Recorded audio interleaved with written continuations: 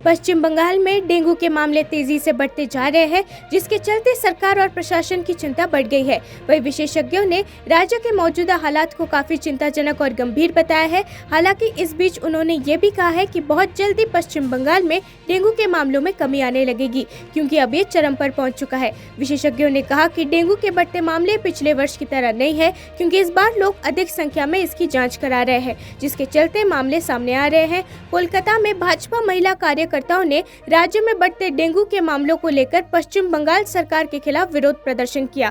भाजपा कार्यकर्ताओं ने राज्य सरकार की निष्क्रियता पर सवाल उठाते हुए विरोध प्रदर्शन किया। प्रदर्शनकारियों को सड़क पर मच्छरदानी के नीचे बैठकर अपना विरोध जताना पड़ा। कोलकाता में डेंगू का प्रकोप गंभीर हो गया है, क्योंकि सरकारी अस्पतालों के साथ साथ निजी अस्पताल भी अलर्ट मोड में है। डेंगू में जिस तरह से ये पश्चिम बंगाल में संक्रमण हुआ है, इसके लिए हम यहाँ पर प्रोटेस्ट कर रहे हैं। 50 के ऊपर लोग मारा गया है, लेकिन ये सरकार ये तथ्य गोपन कर रहा है और डेंगू लिखने में भी डॉक्टर के मना किया है। अर्थात रोग निर्णय नहीं होगा तो चिकित्सा कैसे होगा? तो ये सरकार सब मानुष के साथ प्रताड़ना कर रहा है। इसीलिए हम इसके लिए यहाँ पर है, हम आंदोलन में है, लेकिन इसका पुलिस हमको ये स्वास्थ्य भवन में नहीं घुसने दिया, इसी तरह से हमको यहाँ पर रोक दिया है। सीएम अशोक गहलोत ने कहा, राज्य सरकार शिक्षा और स्वास्थ्य के क्षेत्र में निरंतर अहम निर्णय ले रही है। इन्हीं का परिणाम है कि राज्य ने शिक्षा और स्वास्थ्य के क्षेत्र में क्रांतिकारी आयाम स्थापित किए हैं। इन फैसलों को धरातल पर उतरने में नर्सिंग और चिकित्सा कर्मियों की अहम भूमिका रही है। कोविड महामारी के दौरान भी जब इंसान अपनी जिंदगी और मौत के बीच जंग लड़ रहा था, तब डॉक्टरों और नर्सिंग स्टाफ ने अपनी जान की बाजी लगाकर काम किया था। इसे भुलाया नहीं जा सकता। सीएम अशोक गहलोत शुक्रवार को बिड़ला सभागार जयपुर में आयोजित राजस्थान नर्सिंग काउंसिलिंग के द्वितीय राष्ट्रीय सम्मेलन को संबोधित कर रहे थे। उन्होंने फ्लोरेंस नाइटिंगेल के चित्र के सामने दीप प्रज्वलित कर modern outlook on nursing advancement through evidence based practice theme पर आधारित राष्ट्रीय कॉन्फ्रेंस का शुभारंभ किया। अभी भी हमने 93 पहले मैंने बात करी आपको, तो 60% लोग तो बच्चे भी हैं ना, कि पैसे वाले हैं, खुद का प्राइवेट करवा रखा होगा। तो कहने का मतलब ये कि जो फैसले हमने किए हैं, आज वीडियो में देखा होगा आपने कंपेरिजन का, उसको मैं वापस रिपीट नहीं करूँगा। आपने नहीं देखा है तो जाके देखिएगा अखबारों के अंदर। विज्ञापन में बताया गया कि पिछले 5 साल में, इस 5 साल में क्या क्या फैसले हुए हैं, कितना बड़ा जंप हुआ है, कोई कंपेरिजन नहीं है। कहने का मतलब देखिए, आप अगर इच्छा शक्ति आपकी हो तो क्या संभव नहीं है, क्या संभव नहीं। आज 30 मिशन की बात मैं क्यों कर रहा हूँ?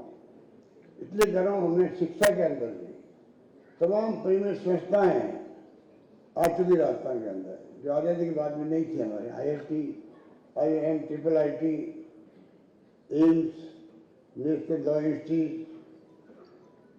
आयुर्वेद इंस्टीट्यूट, निफ्ट के जैसी संस्थाएं हैं जो सिर्फ राजस्थान के अंदर ही है। सिद्धारमैया ने कावेरी जल मुद्दे पर चर्चा के लिए सुप्रीम कोर्ट के पूर्व न्यायाधीशों से मुलाकात की। कावेरी जल प्रबंधन प्राधिकरण द्वारा कर्नाटक को 15 अक्टूबर तक अपने पड़ोसी तमिलनाडु को हर दिन 3000 क्यूसेक कावेरी पानी छोड़ने का निर्देश देने के कुछ घंटों बाद राज्य के मुख्यमंत्री सिद्धारमैया ने सुप्रीम कोर्ट के सेवानिवृत्त न्यायाधीशों और अन्य के साथ बैठक की। कावेरी नद जल बंटवारे मुद्दे पर शीर्ष अदालत के सेवानिवृत्त न्यायाधीशों, सिंचाई विशेषज्ञों और पूर्व महाधिवक्ता के साथ बैठक में राज्य के उप मुख्यमंत्री DK शिव कुमार भी मौजूद थे। CWMA ने गुरुवार को कावेरी जल विनियमन समिति के फैसले को बरकरार रखा और कर्नाटक को 15 अक्टूबर तक हर दिन तमिलनाडु को 3000 क्यूसेक पानी छोड़ने का निर्देश दिया। बहुजन समाज पार्टी के सांसद दानिश अली ने शुक्रवार को प्रधानमंत्री नरेंद्र मोदी को पत्र लिखकर आग्रह किया कि भारतीय जनता पार्टी के लोकसभा सदस्य रमेश बिधूड़ी द्वारा उनके खिलाफ की गई अपमानजनक टिप्पणी के मामले में जवाबदेही और दंड सुनिश्चित किया जाए, ताकि आगे सदन में ऐसी घटनाएं ना हो। अली ने खुद को मिली धमकियों का हवाला देते हुए अपने लिए पुख्ता सुरक्षा व्यवस्था की मांग भी की। उन्होंने प्रधानमंत्री से ये आग्रह भी किया कि वो सदन के भीतर मर्यादा और आचरण के उच्चतम मानकों को बनाए रखने के महत्व की याद दिलाने से जुड़ी अपील करें। नहीं दे रहा। मैंने आज जिस सदन का मैं सदस्य हूं, उस सदन के नेता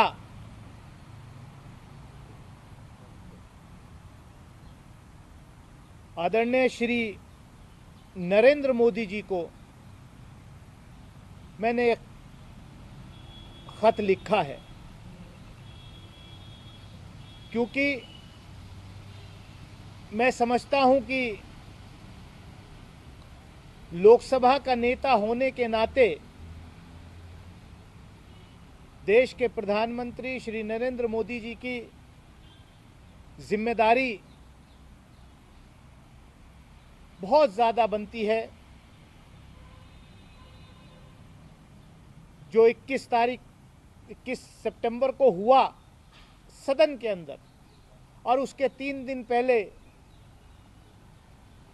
जब प्रधानमंत्री जी ने इस नए सदन को संबोधित करते हुए कहा कि देश की जनता यहाँ सदस्यों के आचरण से तय करेगी कि कौन किधर बैठेगा, और क्योंकि हम विजिलेंस विभाग ने पंजाब के पूर्व मंत्री और बीजेपी नेता मनप्रीत सिंह बादल के चंडीगढ़ स्थित आवास पर छापेमारी की है। चंडीगढ़ के डीएसपी कुलवंत सिंह ने कहा कि हमें यहां पर कुछ भी नहीं मिला। उन्होंने जमानत याचिका दायर की है और इसे 4 अक्टूबर के लिए सूचीबद्ध किया है।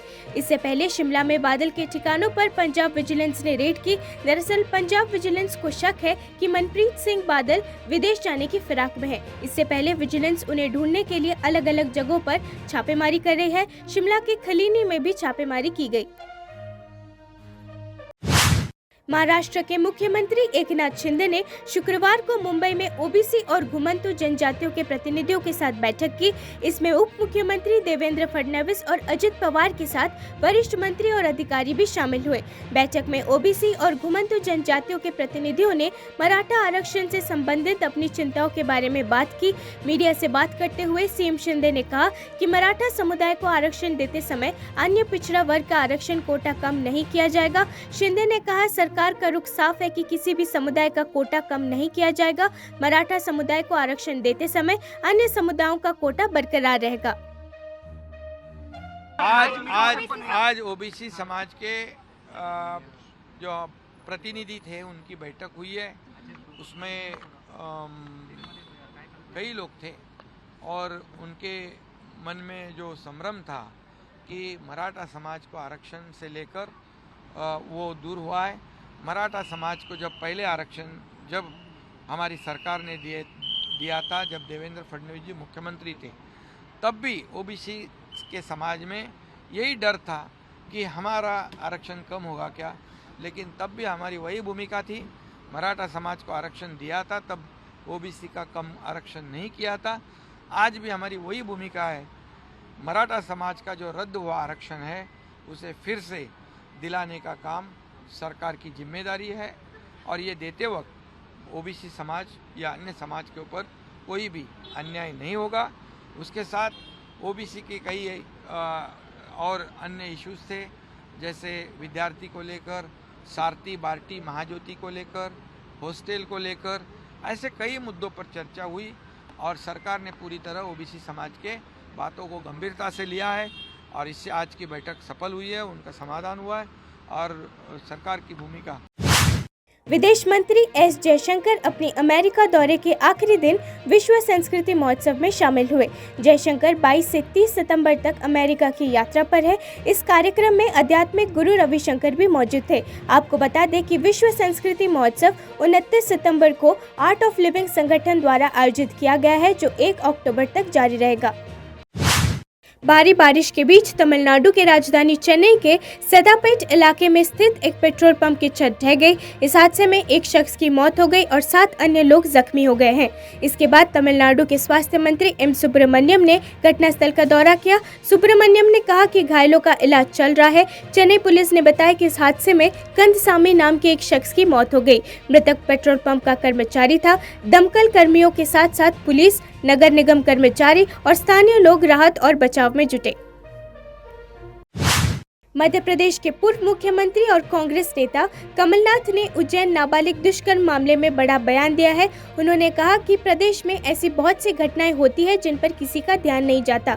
शिवराज सरकार पर हमला बोलते हुए कमलनाथ ने कहा कि आज मध्य प्रदेश चौपट प्रदेश बन गया है। मध्य प्रदेश में सरकार नाम की कोई चीज नहीं बची है। बता दें कि मध्य प्रदेश कांग्रेस पार्टी के अध्यक्ष कमलनाथ ने पीड़ित परिवार को 5 लाख रुपए की तुरंत सहायता राशि प्रदान करने की घोषणा की है और जरूरत पड़ने पर देश के अच्छे से अच्छे हॉस्पिटल में इलाज कराने का वादा किया है। इससे पहले इस घटना को लेकर कांग्रेस नेता रणदीप सुरजेवाला ने राज्य की बीजेपी सरकार पर निशाना साधा था। बहुत सारी ऐसी घटना पूरे प्रदेश में, कुछ घटना तो नोटिस में आ जाती है आपके माध्यम से, पर ऐसी घटनाएं रोज दिन पर दिन पता नहीं कितनी होती हैं प्रदेश में जो जिसकी जानकारी नहीं होती। आज ये चौपट प्रदेश बन गया है। सर, राहुल गांधी जी आ रहे हैं, सर किस तरह का दौरा रहेगा? अच्छा दौरा रहेगा, सबकी मांग है और राहुल जी के और भी दौरे बनते रहेंगे। मध्य प्रदेश में सर जिस तरह से केंद्रीय नेताओं को उतारा गया है चुनाव मैदान में, क्या कहना चाहेंगे? अब वो बीजेपी जाने, उनका काम जाने, अगर वो उचित समझती है हम उस पर क्यों टिप्पणी करें।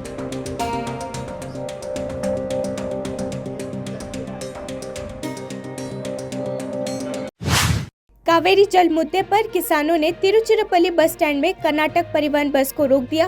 कावेरी नियामक समिति CWRC ने 28 सितंबर से 15 अक्टूबर तक बिलीगुंडलू में तमिलनाडु के लिए 3000 क्यूसेक पानी छोड़ने का आदेश दिया। पहले ये 5000 क्यूसेक था। हालांकि कर्नाटक ने CWRC के निर्देश के खिलाफ अपील करते हुए सुप्रीम कोर्ट का दरवाजा खटखटाया और कहा कि वो इस साल कम बारिश के कारण तमिलनाडु को पानी नहीं दे सकता, लेकिन अदालत ने इस मामले में हस्तक्षेप करने से इनकार कर दिया।